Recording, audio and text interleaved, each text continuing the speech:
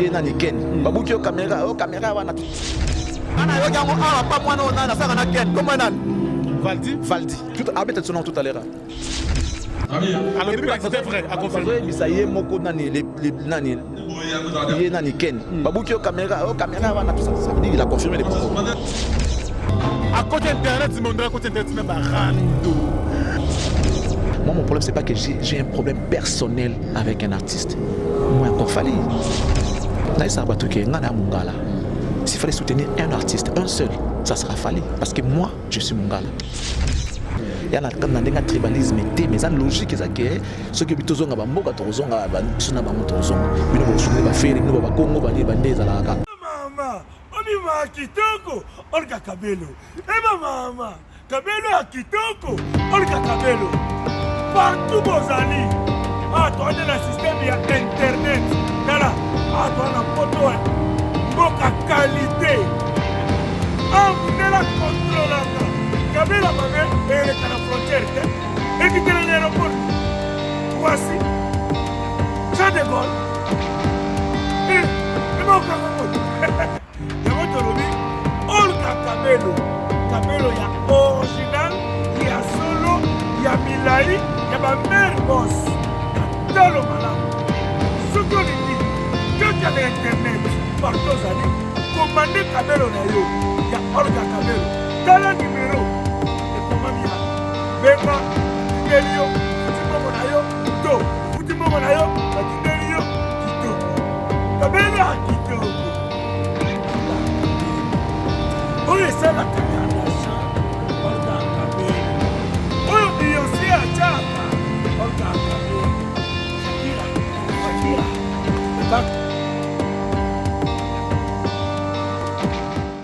Bana Guine, Bana Dar es Salaam, Bana Poto. Bana Mokil Mobimba, site FM Moko, Afrique Info, avec Frank Stemai, Yandankala, Twende! X-Bass, Marandura, Frank Stemai. Voilà, excellent fidèle internaute, le plaisir est pour nous de vous savoir nombreux. Nous sommes ici spécialement dans la salle Showbuzz, la salle de spectacle, là où il y aura lieu un événement, un spectacle de l'artiste M. Fabregas Maestro, une grosse production voilà, qui aura lieu ici le 9 octobre prochain. Voilà pourquoi l'artiste a fait appel aux journalistes. Donc, nous sommes là pour essayer un peu de voir comment cet événement aura couleur bien sûr cet événement et comment bien sûr il se prépare avec tout son groupe parce qu'il n'était pas au pays pendant plus ou moins 6 mois. Il est de retour, il donne rendez-vous à ses fanatiques. Nous sommes là pour vous amener bien sûr ou vous donner déjà le goût ou l'avant-goût bien sûr de cet événement. Alors nous avons quelques collègues qui sont dans la salle. Moi, quelques mots dans Bango par rapport à Journal Lelo, un peu spécial, organisé par l'artiste Fabregas Maestro. Nous allons prendre un à un et puis on va bien sûr terminer avec cette petite interview. Merci à Yajouté Mouloumba le Bocard de Birmingham qui nous regarde depuis l'Angleterre. Moté Mabeni Pendamouloum à Barcelone et Pompe rétablissement ma chérie. Merci Co, la première dame de Lausanne. La maman de Rijani Loawa, elle ne fait pas comme les autres. Merci à Spérosol, monsieur le président. Et à Majzel Matota, Alain Dinamo, l'homme surprise agréable, Bogartina Poche. Il y a maman Janice Sambakondi. Et merci aussi à Diesel la City London. Pourquoi pas Nechapin du plan de grâce. Je penserai comme ça aussi à mon ami. Bien sûr, vous êtes belé, hein, Dadima Vungulé. Merci pour tout. Il y a du Djongo Imen et la terre avantageuse. Et pourquoi pas aussi celui qu'on appelle Willy Moucheni 00243. Nous allons commencer maintenant avec des interviews avec des collègues, journalistes, et puis on va prendre aussi quelques membres du groupe. A tout de suite avec Ozen Galena. Charlie Prince, Cactus Télévision. Cactus Télévision et puis émission Expression sur RTVS 1. Bonjour Charlie Prince. Bonjour Charlie, merci beaucoup Frank Stemai. Merci, bonjour à toi. Et je suis content de me retrouver encore une fois à tes côtés pour l'interview. C'est un plaisir. Voilà. Alors, une journée un peu spéciale pour la Moussala Nabiso. Invitation à Fabio Kazaki lancée. Tu as préparé le spectacle le 9 octobre prochain. Yo Moni. Est-ce que ça va? Namukeda Moni, l'artiste va réaliser son événement. Oui, mais déjà, on a CPD parce que on a Obanga. Parce qu'en absence, il y a eu tellement de départs.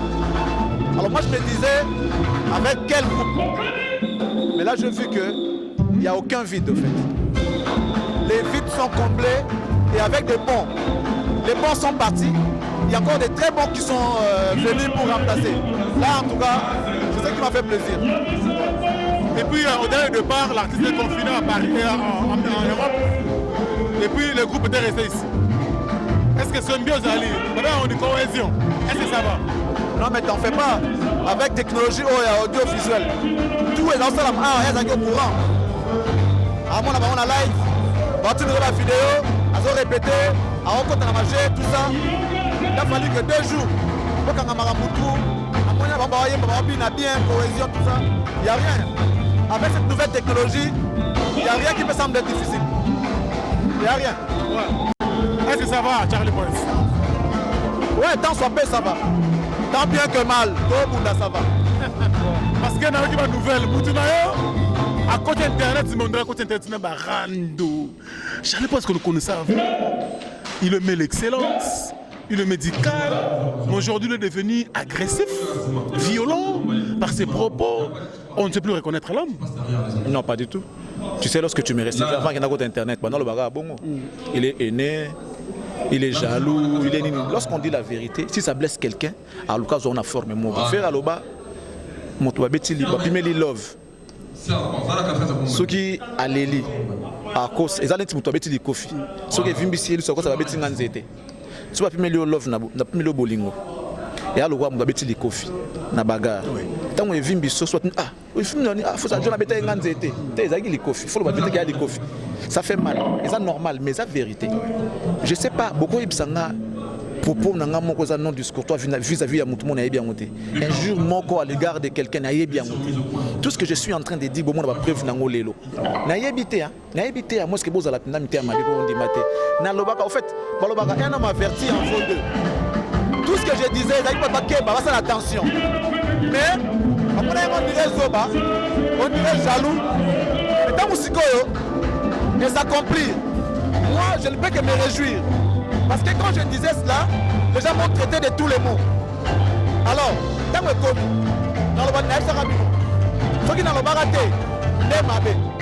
Nous sommes à lieu et place. Malou Kabaeba, mais Mouton va venir pour pour Nanini. Toyo Kananu.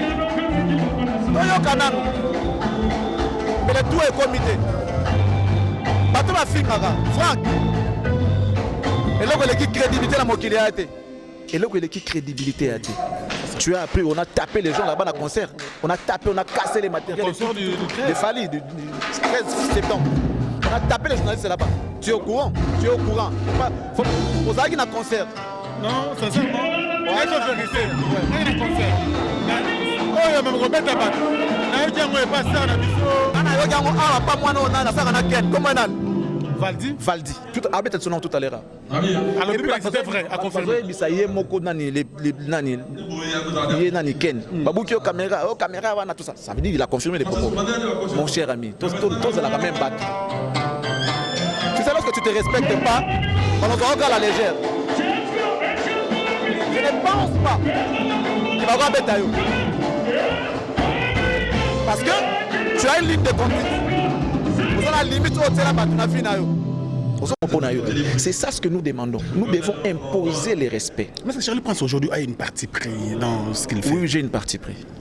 C'est la vérité. C'est la partie de la vérité. Dans la partie à vérité. Partie pris dans la parce que j'ai reçu l'invitation, frère. Nous devons nous respecter et nous faire respecter.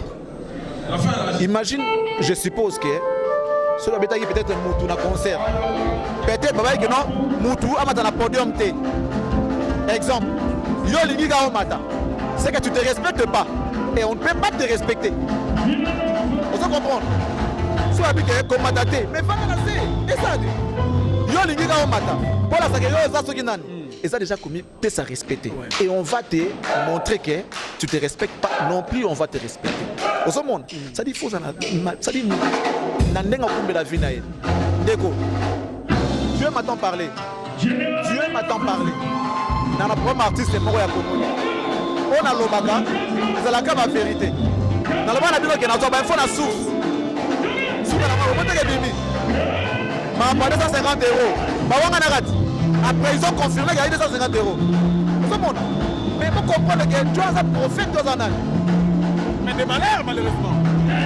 Non, pas de malheurs. Tu sais, prophétie est la négaire là. On peut t'annoncer ta mort prochaine. Franck, tu vas mourir lundi prochain.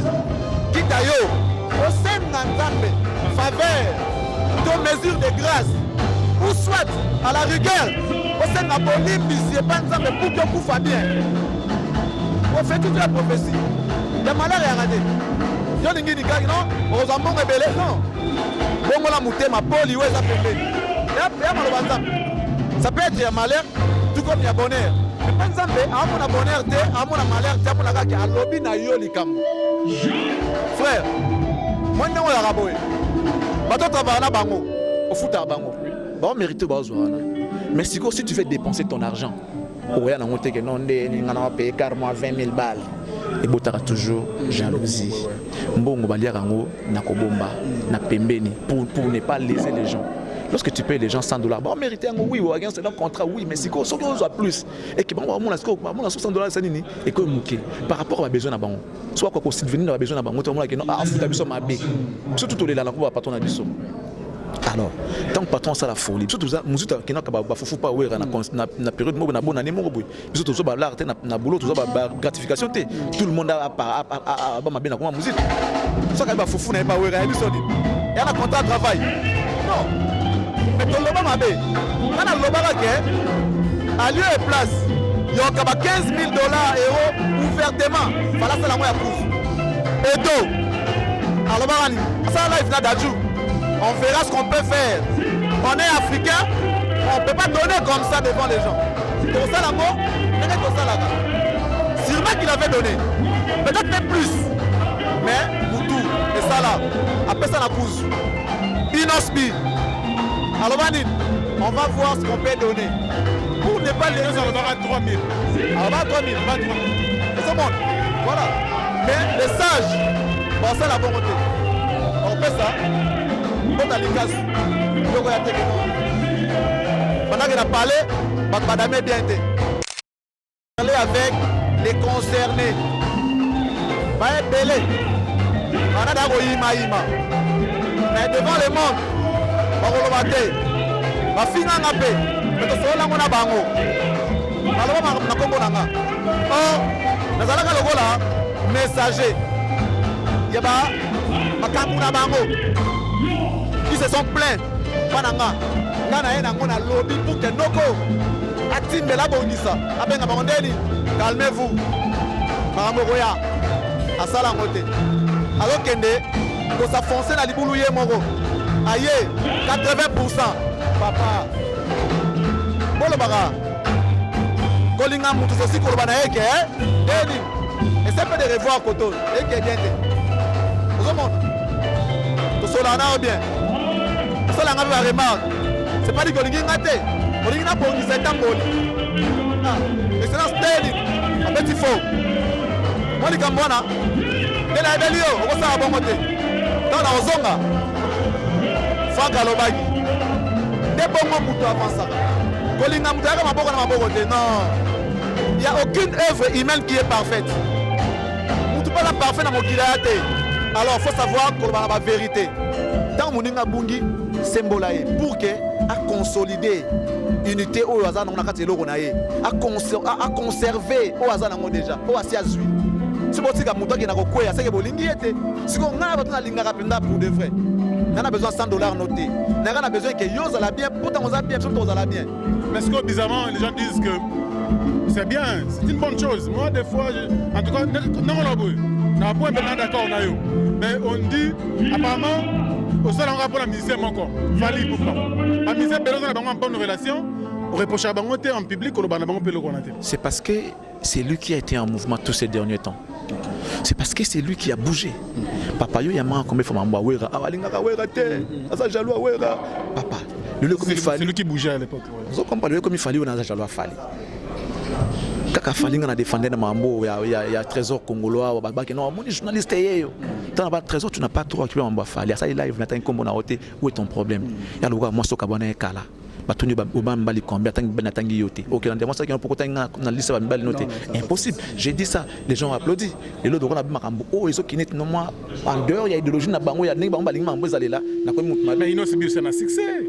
Aux Arana et tout. On a pas un journaliste oh comme ça l'émission qui toque on a Inosbi, c'est des netons. Mais apparemment tu analyses na yo mon côté contre Inosbi. Exemple, exemple. Nous on a parlé de l'œuvre. On a parlé. Non, l'émission, toi-même, on va d'abord. Il y a une démarche, on peut être une émission, une émission, au Sakinanga, au Slovaquie bien, cohérent. Mais côté Moro Boybatou, public n'a pas la Cactus TV. Par contre, je lui ai fait savoir au cours de l'émission. Ah, d'accord. Au cours de la scène, non. Les gens te taxent d'ingratitude. Parce que les gens qui t'ont donné un coup de pouce. C'est confirmé aussi. Toi, tu le confirmes. Selon ce que les gens ont dit. Ah ouais. Mais oui, moi je lui ai fait savoir ce que les gens pensent et ce que les gens disent. Ce qui t'a à se défendre et il s'est défendu. Aux moments des acquis, les gens te taxent d'ingrats par rapport à l'artiste tel que Moussoutoyebi Fali, qui a été le premier artiste congolais, ça n'a featuring, n'a Ndem Boyani, ni Soki Maman, Soki Ndem Morobo et tout ça n'a pas un titre. Pourquoi le comique yo comme on a fallu Mabé? Fallait qu'il t'a aidé, tout ça et tout. Il y a ces défendants qui prennent le non, moi j'ai posé des questions qui directes pour que total réellement ce qu'ils appellent ingratitude et il s'est défendu. Comment ça la discussion a été? Moi j'ai posé la question, il a répondu. En fait, moi j'ai été objectif. Il n'y a pas de question qui cible. J'ai posé ce genre de questions. Il y a un solo, il y a source, il y a problème, il y a Nafali. Tu vois, frère, on a complaisanté. On aura une émission élaborée avec toi. Mais en tout cas, on fera un programme. Tout ça est le propre parce qu'ici, cadre ça dans la propriété et puis pour un artiste. Et ça l'a bien. Un mot peut-être pour finir. Non, mais on a pas de démarche comprendre. Il y a déjà des gens qui commencent à comprendre. Tant Marambo et Salam va comprendre que mais garçon on le barra déjà. Tu vois, moi mon problème c'est pas que j'ai un problème personnel avec un artiste. Moi encore fallu. S'il fallait soutenir un artiste, un seul, ça sera fallu. Parce que moi, je suis mon gars. Il y a un tribalisme, mais c'est logique. C'est que ceux qui habitent aux Angabamoka, aux Angabango, vous comprenez?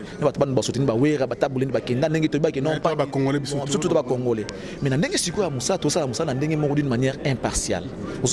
Mais s'il y a des choses à parler, plus tu es en mouvement, plus tu seras remarquable, plus les gens vont parler de toi. Soit tu restes calme. Est-ce qu'on parle de Bill Clinton aujourd'hui? Pourquoi? Parce qu'il n'est pas en mouvement. On a parlé de Fali Mingi parce qu'il était en mouvement. C'est lui qui a bougé par rapport à Barthé Seigneur Sotou. Il a fait des choses qui salité. Maintenant, qu'est-ce qu'on fait? Tu as critiqué Yango, tu as apparition à Yenege Sala. Lorsqu'il apparaît, ceux qui m'ont désharmonisé, il faut le Yango parce que c'est un artiste. Papa ça va décryptage na poto. Même accoutrement artiste. Même élocution artiste. Même ça dit tout. Batik nous surtout landela Yango. Nous on fait pas ça de peur qu'il y ait comme un problème. Mais c'est ton idée que non, ça là qui boue, mais bon, tu commences avec le temps. Ton abonné internet, le tout monde dit Mayango. Un jour on va comprendre que Charlie Prince avait déjà dit ça. Déjà le lobo pour moi je me dis que ça va. Et les gens qui insultent pour l'artiste, bah fingaka. Problème dans les alaka, monde tous arabes Franck. Toi tu es journaliste. Tu sais faire des investigations. Ce que dit qui me pandi. Yo yaka sikoyo. Il y a ma preuve pour nous la saquer non il y a bunga ikoto tant avec 3 or non chiffre avec 3 avec 4 yango au PC sur la preuve on a pas 250 il y a personne qui est passé pour nous qui 1000 après ils ont confirmé mes propos mais na souka on ba finganga C'est ça les mal. Ça, en tout cas, j'ai dit merci. On aura le temps, hein, on aura le temps. Moi, je suis là. En tout cas, merci. On a profité pour faire d'une pierre deux coups par rapport à l'événement Oyo, il y a Fabro. Et tous le 9, le 9 octobre, tout à fait. Profiter de l'occasion. Mais en tout cas, un bon recrutement à Fabro Saline, dans le monde chanteur, on dirait vive à Kala. Et ça l'est bien. Très bien. Merci Franck. Merci beaucoup, l'excellence comte Charlie Prince. On est ensemble. On aura toute une émission élaborée avec Charlie Prince parce que je sais qu'il y a vraiment à dire avec ses confrères. Oui, tout ce qui s'est dit autour de lui, avec l'artiste Fali Ipupa. Tolingi Moussala Nabiso, ils sont vraiment propre. Ils ont la tâcheté. Donc, comme c'est la confrérie, alors il faut approcher peut-être l'ami pour en relaxer. C'est vraiment important. Alors, merci. On a bien beaucoup tout. Tout dans mon interview, mais en attendant, je profite de l'occasion pour dire merci à tous ceux qui nous soutiennent à travers le monde, Boitelma et Bélé, nos abonnés. Merci pour tout, partout à travers le monde. Merci je disais Nabandero Nyonso, Bosé Belé, Nabangola, par-ci par-là. Et on va prendre une dernière interview et puis on va revenir pour terminer bien sûr cet élément. Voilà, là je suis avec mon ami Tony Kokokuntouala, mon ami et frère de longue date. Tony Koko, bonjour. Salut mon frère. Là c'était l'ami au Bandela, jamais Banos.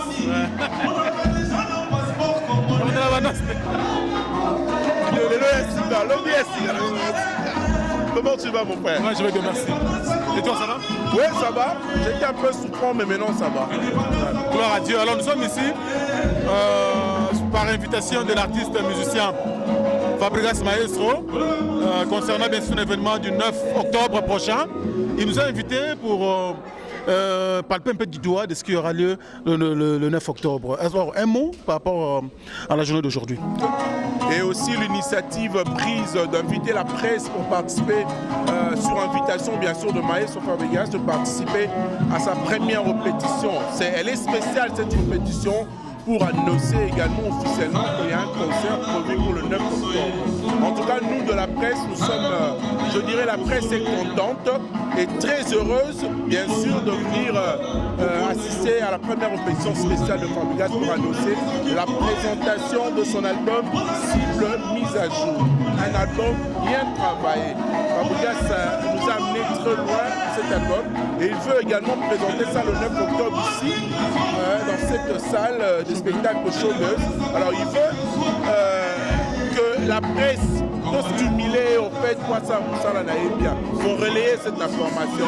C'est un artiste talentueux.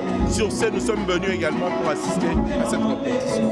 Alors très bien, l'artiste a été confiné en Europe, à Okazakin, et puis il y a eu beaucoup de départs. Nakata Villanova. Comment tu vois, parce que vous êtes spécialiste en médias, vous êtes expert bien sûr en médias, est-ce qu'il va réussir cet événement? Parce que tu es bien dans un spectacle, mais dommage, à autour de départ de la groupe Naé. Et album a travaillé beaucoup plus de dans Marécain, de bande à Mboka.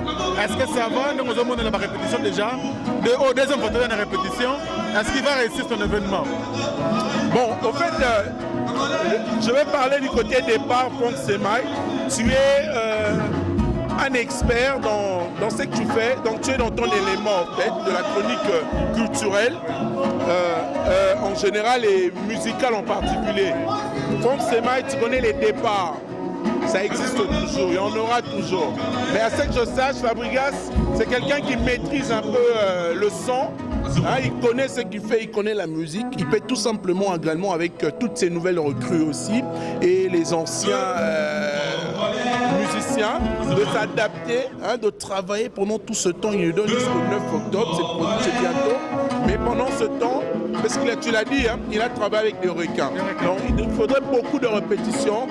Ils vont s'adapter et on pourra avoir un son et lumière. Bon, toi tu t'appelles Franck Semaï, moi je m'appelle Tony Koko. Donc chacun son, mais on verra en particularité, voilà. Donc on verra peut-être le 9 octobre ce qu'il pourra donner. À ce que je sache, c'est un artiste talentueux, il connaît aussi la musique, Fabregas, le maestro. Donc on l'appelle maestro de la musique africaine, pas pour rien, parce que ce qu'il fait, il connaît ce qu'il fait. Alors voyons voir, bonne chance, c'est qu'on peut dire, bonne chance au groupe Villanova. Alors bonne chance à l'artiste et un mot à ceux qui nous suivent, parce que je sais que les internautes de Congo Mokili nous regardent. Congo Mokili TV. Et puis RTG également. RTGA. Et d'abord, je veux également aussi te dire en direct comme ça, mon cher ami, tu es parmi l'un de journalistes qui acceptent le travail des autres et tu crois également, puisque toi-même tu fais bien ton boulot. Franck Semaï, je t'encourage et je te félicite. Hein. Moi, je ne suis pas trop Internet, mais aujourd'hui, l'Internet a une certaine vitesse. Nous devons également aussi mettre les pieds également avec vous. Comme nous sommes de Congo Mokili TV, mais je te regarde, je suis abonné. Afrique Info, j'aime bien. Mon frère, continue, c'est que je peux dire, continue à faire ton travail comme tu le fais. Je viens à peine de suivre ton émission avec mon jeune frère Gianni Pacha. C'était le dernier numéro que je viens de suivre moi. Parce que j'apprécie, puisque tu fais du bon boulot, va de l'avant, redouble encore d'efforts, mon cher ami. J'aime bien la chanson. Afrique Info.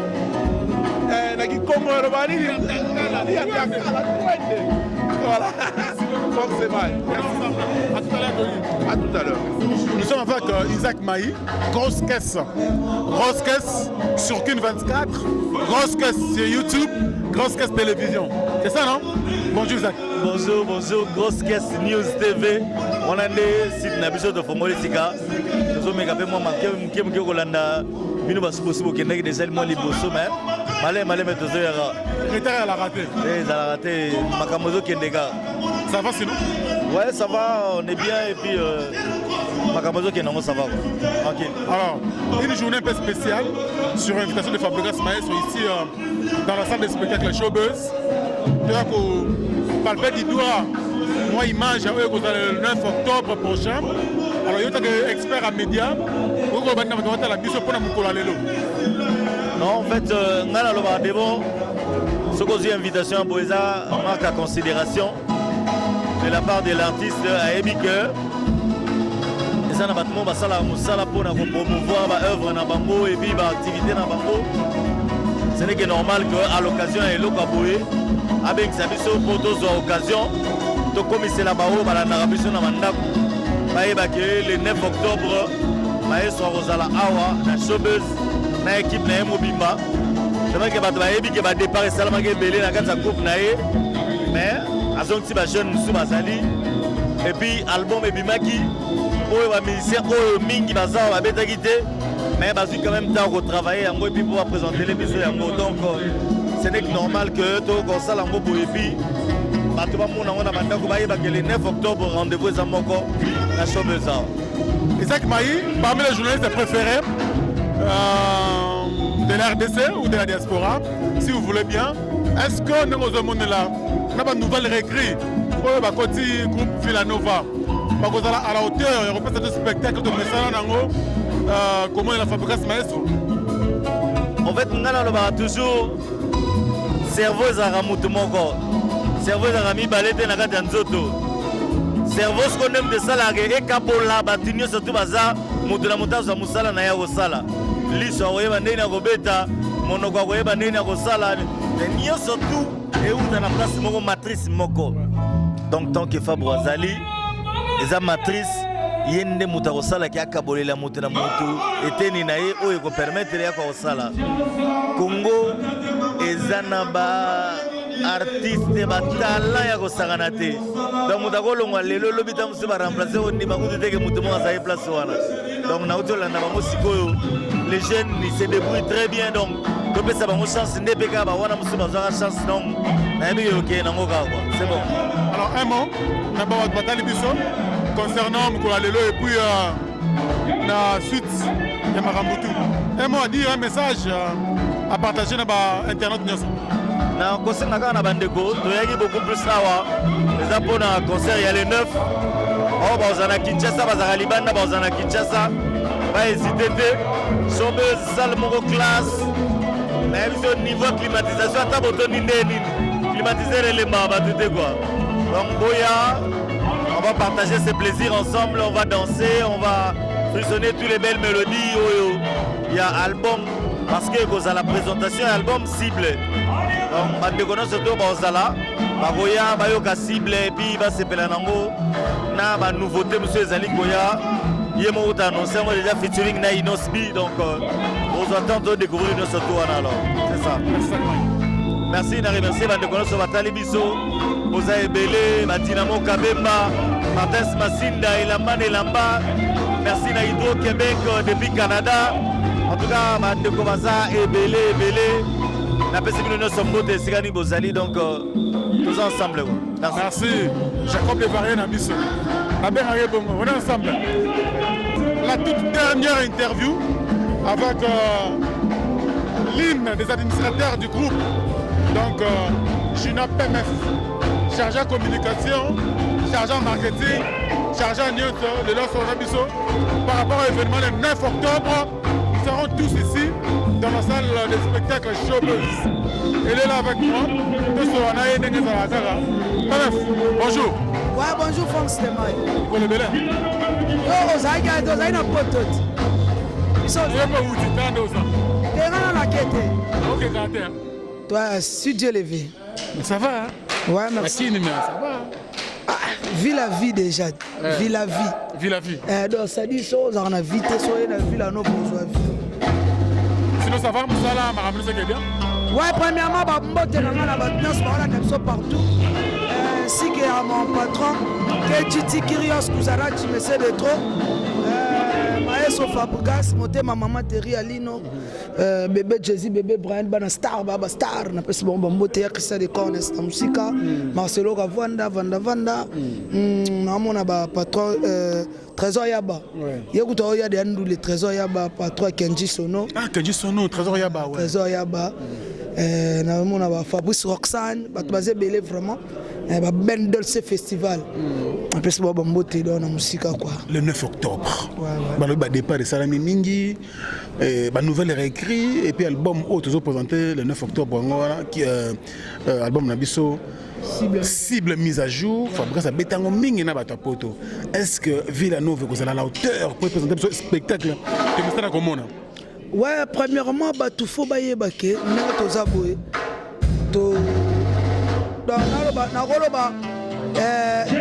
Le concert le plus attendu au capital de Kinshasa, c'est le 9 octobre. C'est le concert de Fabregas Maestro ainsi que Villanova. Showbiz. Ça dit showbiz. C'est-à-dire showbiz au boye les loboye. Tu vas C'est tout ça. Les boye tu vas na Franck Stemay obi ke biso ba to fongola showbiz. To fongola ngo ben album ya Maestro te album en groupe Kirsus. Donc ça dit ba to belé ba bête na showbiz oyo. Les lopes comme basta. Villanova est équipe nationale. Villanova est quoi Léopard. Talaka tu as un ministère partout. Tu as un ministère à Poto. Net danseuse na biso outi France Leslie. Azana club ne sala. L'équipe ne a pas danse, a pas danseur, a danseuse. Alors ça va danser mais asa Villanova. Avec la Villanova. Et alors là dominé. C'est en France. Alors, on a ça là. Avec l'équipe nationale, Villanova. Dans Villanova, le roi Maestro a produit. Maestro a produit. Il y a Sony Music. Ça m'a amené ça là. Mais à la villageois, à la Villanova, Léopard. Donc, ça dit, il faut pas comprendre. Orchestre, les lots sont orchestre, c'est Villanova. Cursus c'est Bimi, mais événement le 9 octobre à Wana Showbiz. Fabregas Maestro qui confiné na poto. Si. Azongi. Si. Est-ce que nabana mai ba se comprendre cohésion penezali? Ouais, cohésion ça ma casse parce que biso ndeto tikala ki atokanga maboko te boyebi bien Maestro a outi ba niveau États-Unis, abeti na ba Montréal, abeti na ba Ottawa, abeti na ba Dallas na Cursiville et puis tant azo beta wana ça ba shoge swana. En même temps, on s'en cheval, on s'est le petit film, donc ça dit, si bien mise à jour, les lobos, tu as des 11 clips. L'album, moi, Maestro, tant que nous sommes en China, il y a un rapport de paroles, un privé, personnel, confidentiel. L'album, moi, on a ma campagne, ça là. Il y a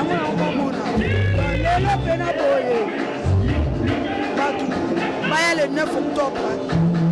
on s'en décide. Et puis toi, exiger vraiment ma villageois, ma villageoise, on va couper ça à Villanova. Il y a une bougie moko, na moussoir à pembe. On a mis ça dans la carte. Cérémonie seulement. Bougie, comment on dit que nous sommes comme un anniversaire à souffler à bougie. Parce que c'est moi et les gars, et puis nous devons souffler à bougie. Et puis, c'est moi là, il y a moussoir à pembe. Et c'est la dame c'est moi qui ma casse. Donc on peut prendre ensemble. Donc, voilà ça, obligation. Voilà ça, malheureusement, où tu peux mailler sur Fabregas. Et ça, maintenant, plusieurs dans la villageois conscient. Dans la villageois conscient. Il y a maintenant, bougie encore. Il y a plein de. N'importe quelle bougie, mais il y a la rare. Bougie, je sors à peine. Le 9 octobre, on a dit qu'il y a un vendredi. Moi, relax, c'est ça la bien. On a dit qu'il y a un patron là-bas, Blanchi Kiboko. Marozala. On a dit qu'il y a un patron là-bas, Blanchi Kabanga, Baroya. Batobela, Marozala, Batobela, Bizora, Sina, Moussindondo.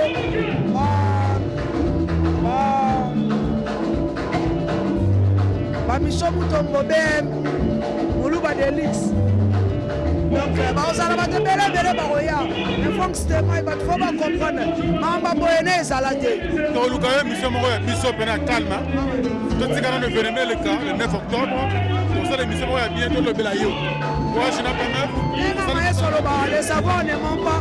Quand tu vas y belé, le 9 octobre, à partir de 20h, tu vas dans la mission.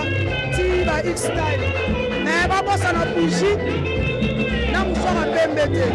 Nous sommes à PMBT. Et ça m'a dit, si on a quelqu'un pour nous, la musique, c'est on a mis du chicken. Et ça va me porter belé.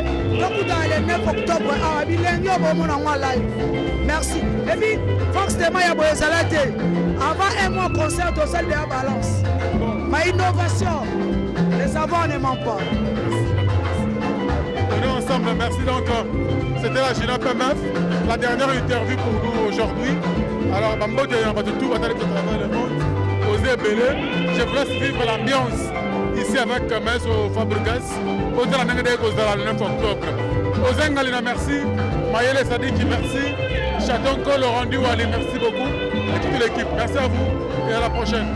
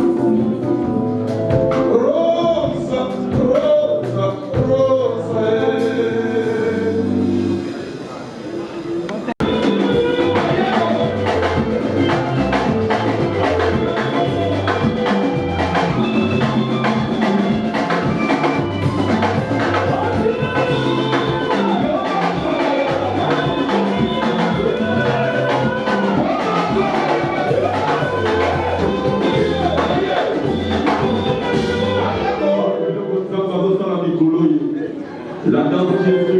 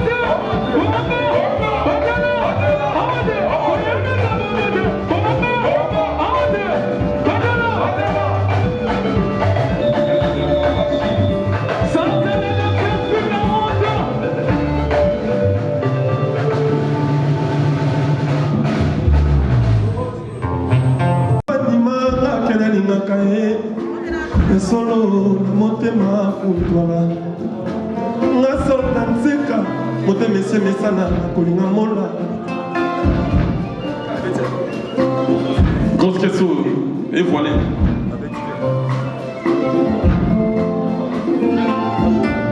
Valentin tu veux t'en biso de bonne au biso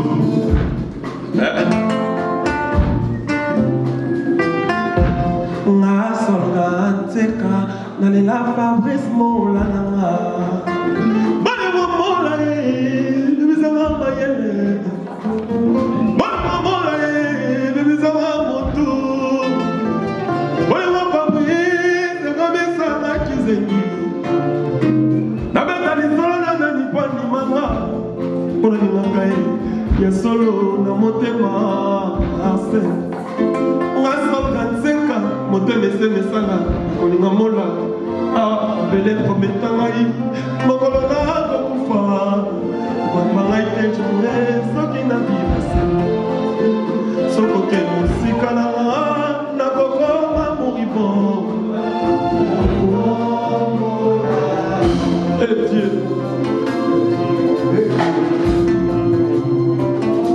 l'idole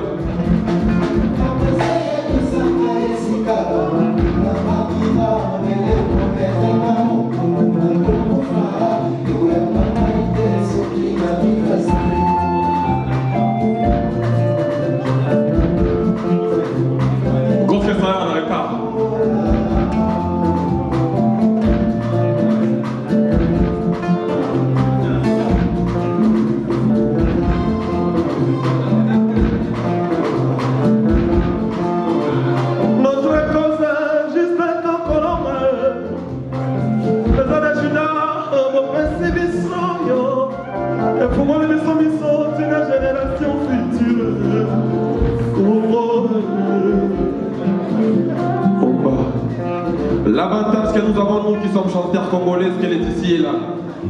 La rumba est ici, fait ton mara.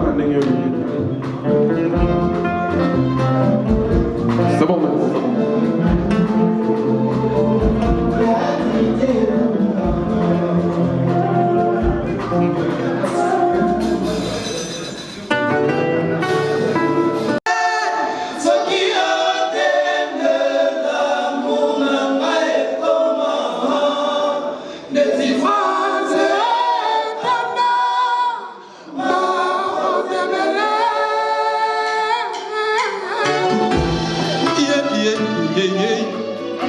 Papa Wemba, Papa Bolio.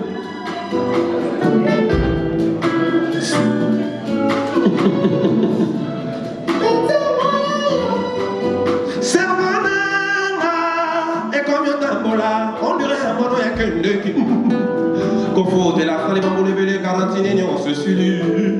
Mazonga zéro, Aligna, et Papa Botine, Papa et Peignon, ça va couper. Et bon, bonsoir, pour les années, mais si mon entier, Hawaii, mon dama, son baka, jamais, abelé, pas ton âme, mon âme,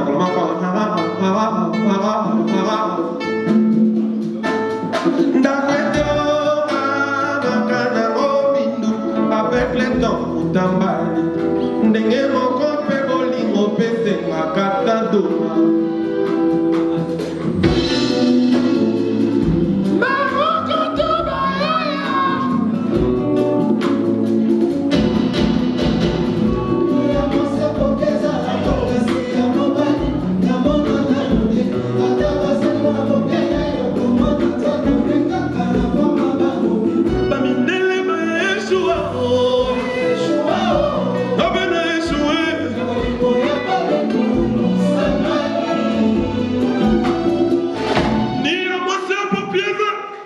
Dieu est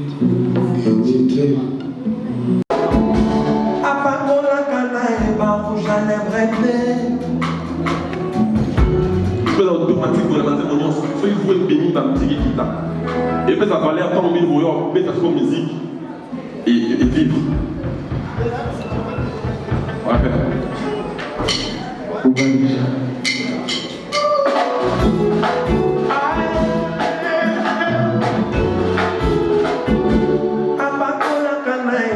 bango j'enlèverai batiakana bango yebi basilete ebabana gami baplaka ye nano tenga na kataka ye nga moko manzaka ya maboko na ya makolo na mino nanga oya sapeseko derrière la simplicité kolekata ya bamamelu elle est parfaite c'est parfait alito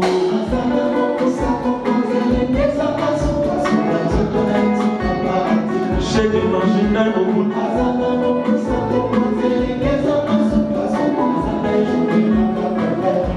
journée dans la journée dans la y'a plus besa étudiant bicho boussole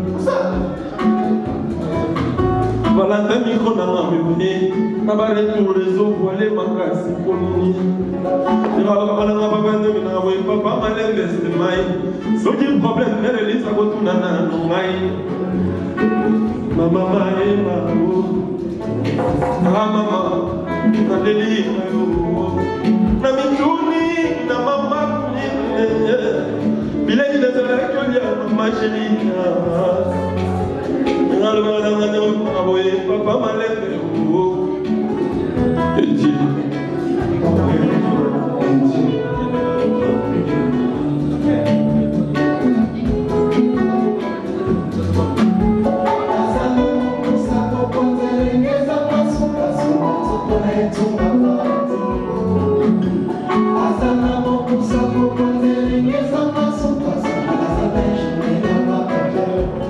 journée de ma peine.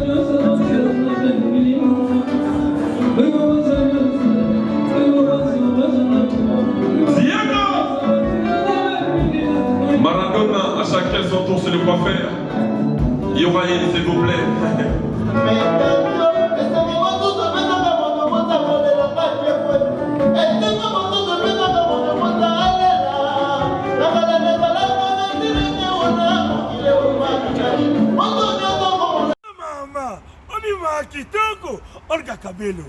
mama Kabelo ya kitoko olika Kabelo partout bozali toane na système ya internet tala toana poto mboka qualité amundela controlaka Kabelo mame eleka na frontière te ekitela na aéroport voici Jean de Gaulle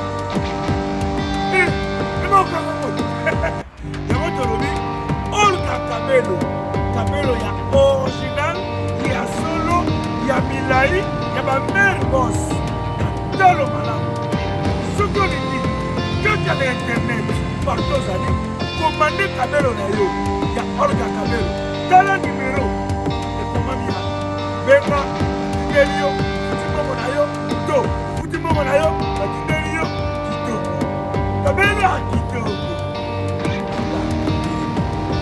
oyo esalaka